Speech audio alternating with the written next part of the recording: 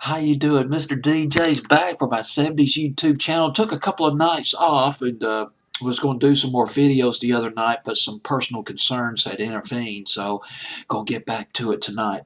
Hopefully cut about 3 or 4 videos. Outsourcing Billboard's Hot 100. I believe it was September 14th, 1974 and September 15th, 1979. Let me pull that up real quick.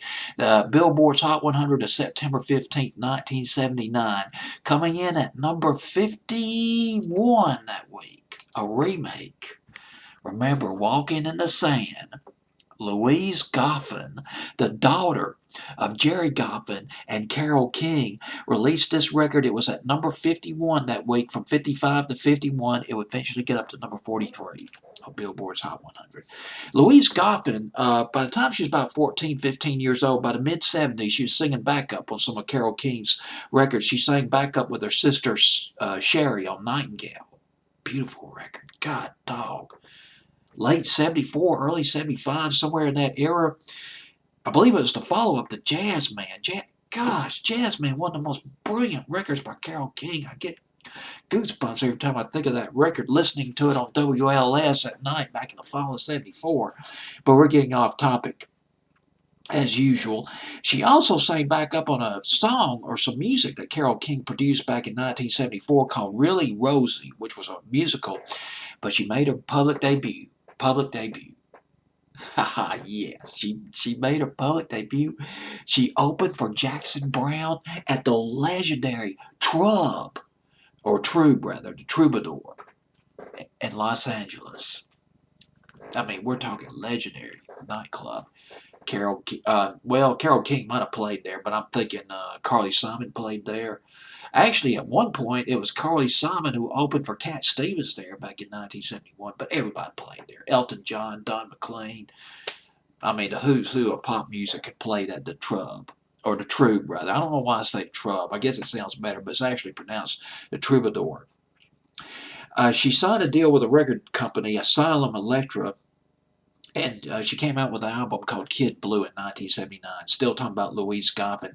Produced by a guy named, I'm not sure how to pronounce his last name, but if you read about session musicians in Los Angeles, the history of session musicians, you're going to run into his name. His name is Danny Korchman. I believe it's how you, Korchmer. And he produced the album. Korchmer, I'll just say Korchmer.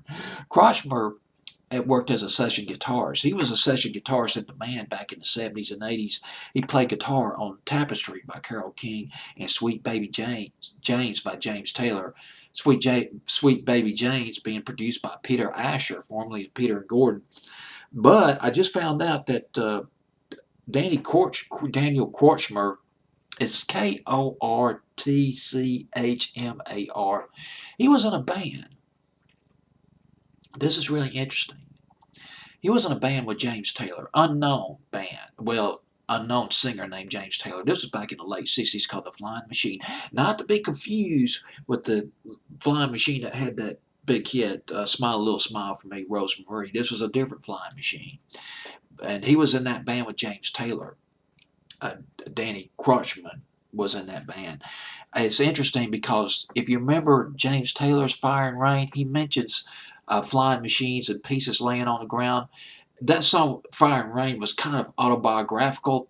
Flying Machine was referring to one of his previous bands that he was in. All right, man, jumping all over the place from Carly Simon to the Troubadour to Louise Goffin. But here's Louise Goffin.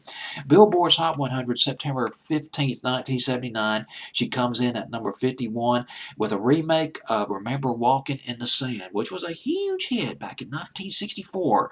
Went to number 5 on Billboard's Hot 100, the original. It was written by George Shadow Morton, the original, Remember Walking in the Sand, but only peaked at number 43 for Louise Goffin.